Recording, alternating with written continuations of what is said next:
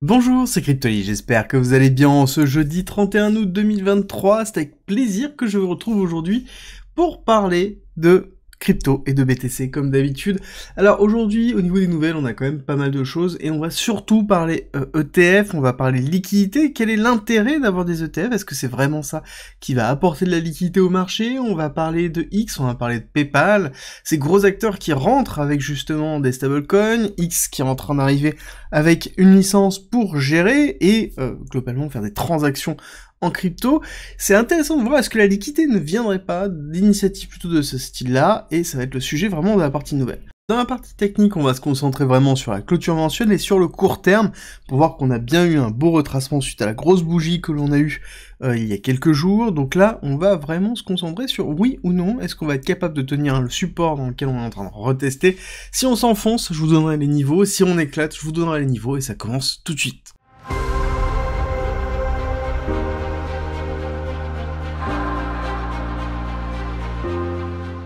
On attaque tout de suite par une petite nouvelle. Suite à la victoire de Grayscale sur la SEC, on a globalement Bloomberg qui est en train d'éclater et qui nous annonce que il y a 75% de chances que les ETF soient validés dans l'année 2023 et 95% de chances que ce soit validé en 2024.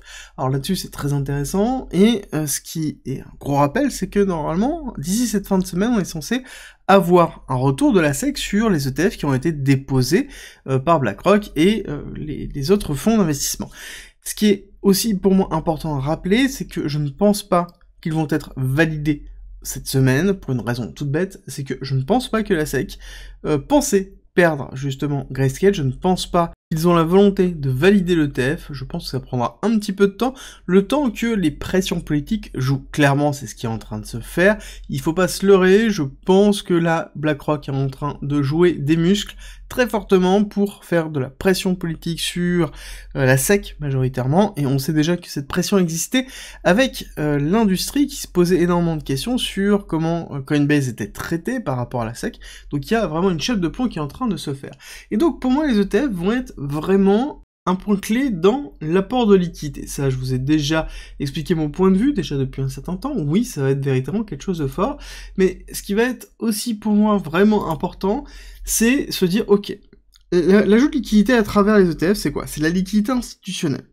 Mais est-ce que c'est vraiment là où on va avoir l'effet boule de neige? Est-ce que c'est là où on va avoir vraiment l'effet de valorisation?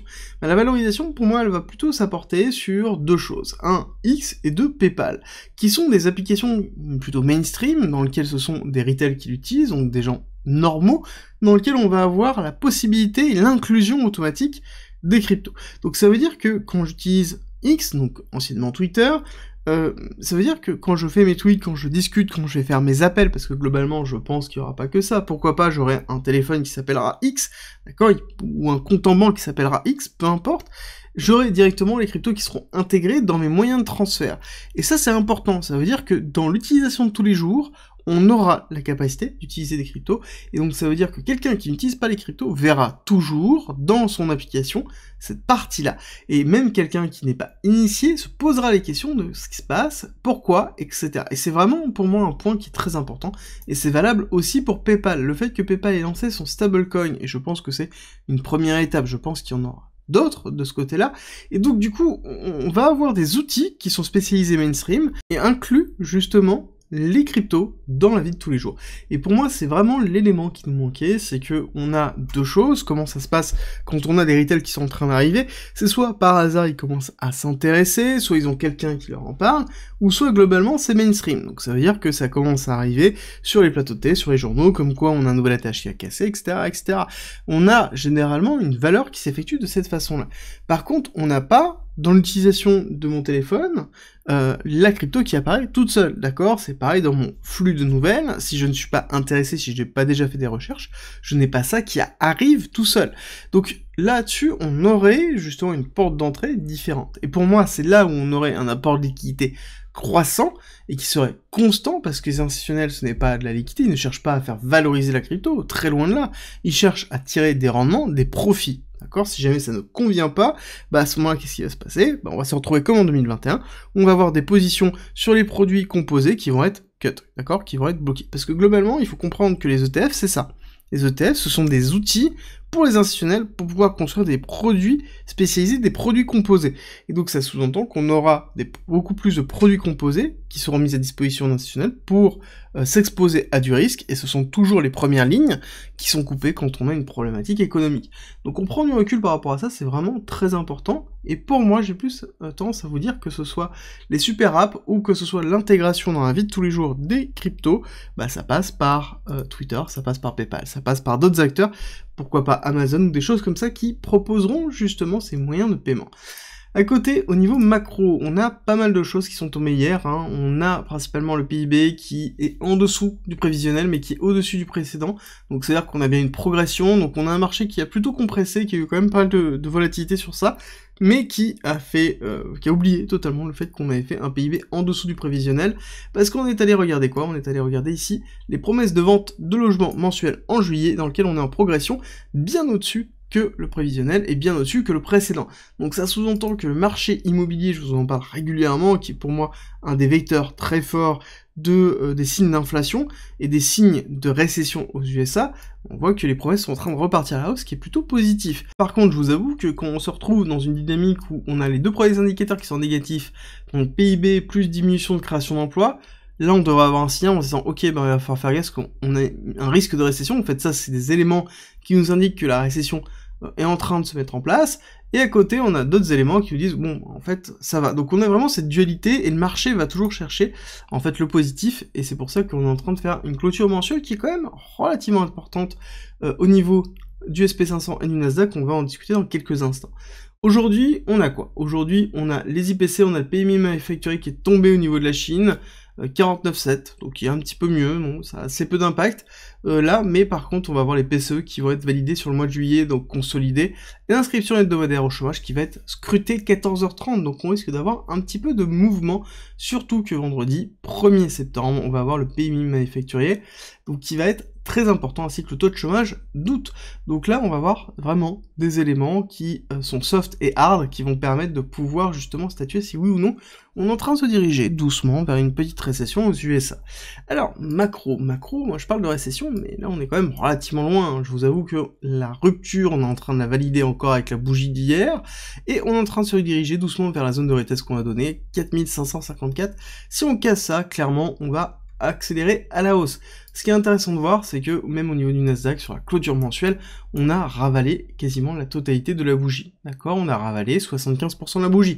Donc ça sous-entend que là, on est en train d'invalider le ravalement baissier que l'on avait eu au niveau de la bougie précédente. Donc on est en train de repartir sous une forme juste de retest classique du 236 pour faire une continuité haussière. Donc là, on est plutôt dans une démarche qui est plutôt positive sur le Nasdaq et d'ordre général l'économie américaine, alors que on a quand même la peur réelle de cette récession qui est toujours présente, hein. Donc on a vraiment cette dualité au niveau macro et récession, dans lequel on a les actions qui sont en train de pousser, alors qu'on a une macro qui est en train de se diriger doucement vers une récession, peut-être un soft landing, mais ça restera quand même une récession courte qui sera en cours, donc il va falloir faire juste attention à protéger son portefeuille actions quand on va arriver dans cette zone-là, et même commencer à le protéger maintenant. Pour le BTC, on commence sur la vue CME comme d'habitude, où on voit très bien qu'on est en train de retester le gap que l'on a comblé, et on est en train de combler 50% de la bougie. Ce qui est intéressant de voir, ça va être plus de ce côté-là sur la clôture mensuelle, on voit que on est en train ici de réaccélérer à la hausse et que on a comblé quand même la moitié de la bougie mensuelle dans laquelle on a fait la cassure baissière, on est reparti à la hausse, même si on est en train de retracer, c'est plutôt positif. Par contre, sur la clôture mensuelle, moi ce qui va être vraiment important, ça va être avoir un RSI qui repasse au-dessus de 50, alors même si on reste en dessous de 50, l'important c'est qu'on se retrouve dans une dynamique comme celle-ci, d'accord, cassure, 50 en dessous, et on repasse au-dessus, on peut repasser en dessous pour repasser au-dessus, ce n'est pas gênant, d'accord, mais il va falloir à un moment donné repasser au-dessus, ça va être vraiment très important, parce que sans ça, ça sous-entend qu'on a un shift au niveau du momentum qui se redirige vers la baisse, et donc ça veut dire qu'en effet on va retester les zones que l'on a en tête depuis assez longtemps, je vous les remonte, hop, tac, qui sont les supports à retester, donc la rupture de la R que l'on a depuis un certain temps au niveau de l'accumulation de Wyckoff, Donc pareil, 25 200. On a la reload zone qui est présente ici avec le gap de rupture haussière qui est présent ici à 20 000, 19 000, donc qui pour moi est vraiment la target si jamais on casse ce support-là. Cette target-là qui va être vraiment très importante et la réaction du cours dessus. Donc pour moi, c'est vraiment toujours cet accompagnement du flux qui est un flux actuellement baissier court terme, je vous le cache pas. Et donc, très court terme, qu'est-ce qui se passe? À très court terme, on est en train de tester exactement ce qu'on avait prévu, en l'occurrence. Hop, on a une autre accélération haussière, deuxième accélération haussière, on est allé retester la zone de retest bearish classique. On est en train de faire un retest ici du support qui nous a tenu, hein, d'accord, qui est vraiment cette box dans laquelle on a ici la mèche haute qui se trouve là avec la liquidité, où on voit qu'on est allé retester, petite réaction haussière, qui est relativement faible, hein. On va pas se cacher, qui est relativement faible, donc je pense qu'on va continuer à se dégrader là-dessus, voir vraiment la réaction, si on reteste justement les highs ici de ce range, est-ce que sur les 26 800 on va avoir une nouvelle réaction? Donc à ce moment-là, quelque chose comme ça, avec un petit break-off structure qui pourrait être sympa, avec un petit retest et une accélération haussière, c'est exactement ce que l'on va chercher, d'accord? Là, on aura un signal pour se dire qu'on va aller retester les 28 600 pour repartir potentiellement à la hausse. Mais là, c'est encore trop tôt. Là, actuellement, ce n'est pas le cas. On n'a pas fait de break-off structure. Là, on est plutôt dans une démarche de cassure baissière, enfin de continuité de grinding baissier. Donc là, on est en train de se détériorer et qui est un petit peu la représentation du cours qu'on a depuis un certain temps, à part cette accélération haussière assez forte que l'on a eue. C'est de base, on avait des mouvements qui étaient assez forts ici, par exemple baissier, et ensuite on grind doucement. On a des mouvements impulsifs, et ensuite on va avoir des mouvements structurés au fur et à mesure qui vont justement entraîner une détérioration du cours, et c'est exactement ce qu'on est en train de voir. Et pourquoi on a cette détérioration aussi forte? Plusieurs choses. C'est que, au niveau de l'open interest, il n'y a rien, d'accord? Il n'y a personne qui est intéressé en ce niveau-là. Pareil, au niveau des positions top trader, on voit qu'on a une petite accélération, mais qui est vraiment très légère. Donc on a des petits mouvements, mais on reste toujours très faible, hein. On est toujours en dessous des 56, hein, quasiment au 56, mais un petit peu en dessous.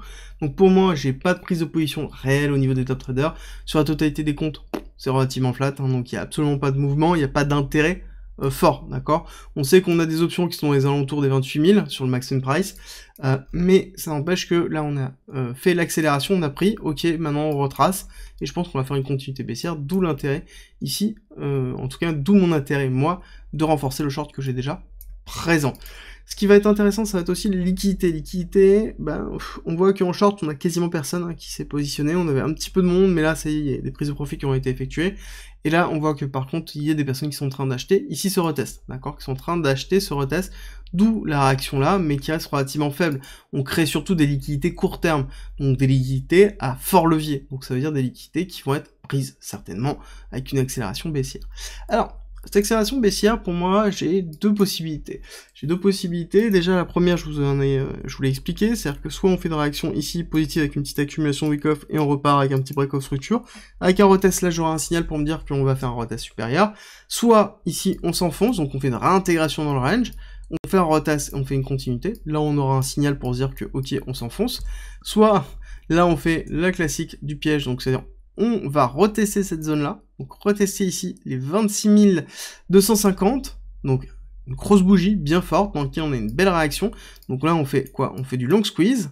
Ensuite, là les personnes vont se positionner en short. On va faire un short squeeze avec ici une réintégration au-dessus et un retest. Là j'aurai un signal pour me dire ok, à ce moment-là on a fait quoi? On a créé la liquidité pour faire un short squeeze pour redynamiser sur le haut. D'accord? Si par contre on s'enfonce et que là il n'y a rien, il n'y a aucune réaction et qu'il n'y a pas d'achat, d'accord, ça sous-entend que ton flux il va aller beaucoup plus bas, le flux va aller rechercher de la partie range basse, voire casser encore là-dessus, avoir du mouvement, du momentum pour aller casser les parties basses. D'accord? Si on regarde les liquidités, on voit qu'une fois qu'on aura cassé ça, on aura une zone qui sera relativement faible en liquidité jusqu'à 24 000. Par contre, 24 000, ça va être la fête, hein. 24 000 jusqu'à 20 000, on a tous les longs à aller fumer, donc là, on aura une réaction qui sera très forte, surtout que j'ai tendance à penser que si jamais on va retester le bas du range, forcément on va avoir des acheteurs à levier long, donc les 24 000 risquent d'être comblés, donc on suivra à ce moment-là l'état des liquidités pour voir la réaction du cours effectif. Dans tous les cas, on reste patient, comme d'habitude, on attend les setups pour pouvoir se positionner, et accompagner les flux, c'est toujours le plus important. J'espère que cette vidéo vous a plu, si c'est le cas, n'oubliez pas de me laisser un like et un commentaire, ça me fait toujours très plaisir, et surtout ça soutient la chaîne. et on se retrouve à 13h30 pour une vidéo sur BNB, la crypto de Binance. Vidéo très importante parce que le BNB est quand même très faible en ce moment, il va falloir se poser des questions sur ce qui est en train de se passer au niveau de Binance, qui est en train d'être rejeté de plusieurs pays, qui est en train de subir une pression qui est très très importante. On va revenir sur tout ça, et c'est à 13h30.